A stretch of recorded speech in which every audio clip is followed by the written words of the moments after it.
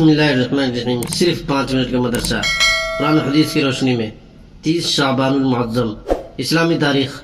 حضرت ام حکیم بنت حارث رضی اللہ عنہ.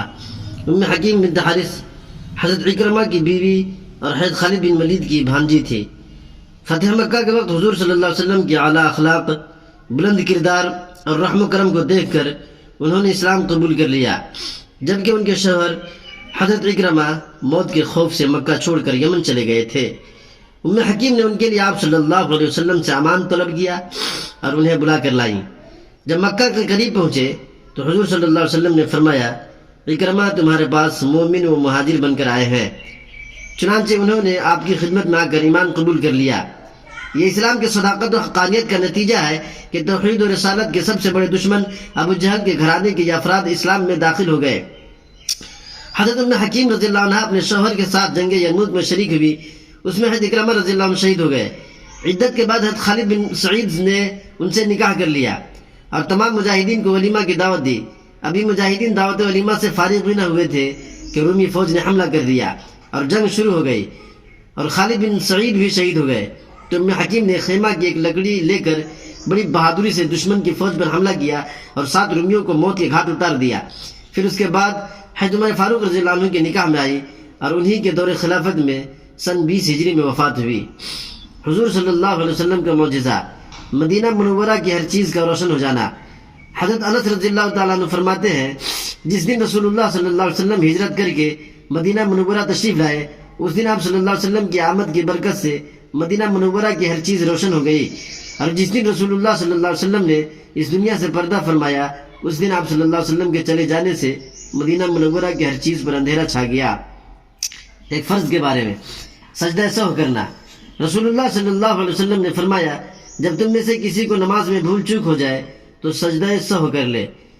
فائدہ، اگر نماز میں کوئی واجب بھول سے چھوٹ جائے یا واجبات اور فرائض میں سے کسی کو ادا کرنے میں دیر ہو جائے تو سجدہ سہو کرنا واجب ہے، اس کے بغیر نماز نہیں ہوتی. ایک سنت کے بارے میں پھل کھانے کی دعا. رسول اللہ صلی اللہ علیہ وسلم جب پھل کھاتے تو یہ دعا پڑھتے، اللہم بارک لنا فی ثمرنا وبارک لنا فی مدینتنا وبارک لنا فی ساعنا وبارک لنا فی مدنا. ترجمہ، اے اللہ ہمارے پھلوں، ہمارے شہر اور ہمارے ساع اور مد یعنی تولنے اور ناپنے کے پیمانوں میں برکت عطا فرما. ایک اہم عمل کی فضیلت، باوضو سونا. رسول اللہ صلی اللہ علیہ وسلم نے فرمایا، جو بھی مسلمان وضو کر کے اللہ تعالیٰ کا ذکر کرتے ہوئے سوتا ہے، پھر رات میں بیدار ہو کر اللہ سے دنیا اور آخرت کی بھلائی کا سوال کرتا ہے تو اللہ تعالیٰ اسے دے دیتے ہیں. ایک گناہ کے بارے میں، اللہ اور اس کے رسول کو تکلیف دینا. قرآن میں اللہ تعالیٰ فرماتا ہے، جو لوگ اللہ کو ناراض کرتے ہیں اور اس کے رسول کو تکلیف پہنچاتے ہیں تو ان پر اللہ تعالیٰ دنیا اور آخرت میں لعنت کرتا ہے اور اللہ نے ان کے لیے ذلیل و رسوا کرنے والا عذاب تیار کر رکھا ہے. دنیا کے بارے میں، مال و اولاد کی محبت. قرآن میں اللہ تعالیٰ فرماتا ہے، مال و اولاد کی کثرت اور دنیا کے سامان پر فخر نے تم کو غافل کر دیا ہے، یہاں تک کہ تم قبرستان جا پہنچتے ہو. ہرگز ایسا نہ کرو، تم کو بہت جلد معلوم ہو جائے گا. آخرت کے بارے میں، قبر کیا کہتی ہے. رسول اللہ صلی اللہ علیہ وسلم نے فرمایا، قبر روزانہ پکار کر کہتی ہے، میں غربت اور وحشت اور کیڑوں کا گھر ہوں، میں آگ کا تنور ہوں یا جنت کا باغ. طب نبوی سے علاج.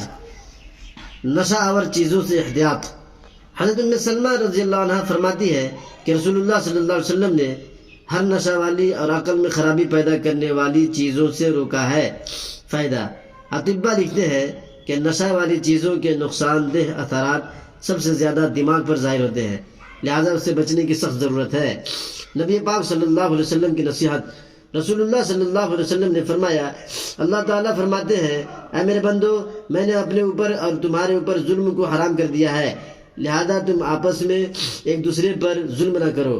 اے میرے بندو، تم میں کا ہر آدمی سیدھی راہ سے بھٹکا ہوا ہے، مگر میں جس کو ہدایت سے نواز دوں، لہذا تم مجھ سے ہدایت طلب کرو، میں تم کو ہدایت دوں گا. اے میرے بندو، تم میں کا ہر آدمی بھوکا ہے، مگر میں جس کو کھلاؤں، لہذا مجھ سے کھانا طلب کرتے رہو، میں دیتا رہوں گا. اے میرے بندو، تم میں کا ہر آدمی ننگا ہے، مگر جس کو میں کپڑے پہنا دوں، لہذا تم مجھ سے کپڑا طلب کرتے رہو، میں دیتا رہوں گا.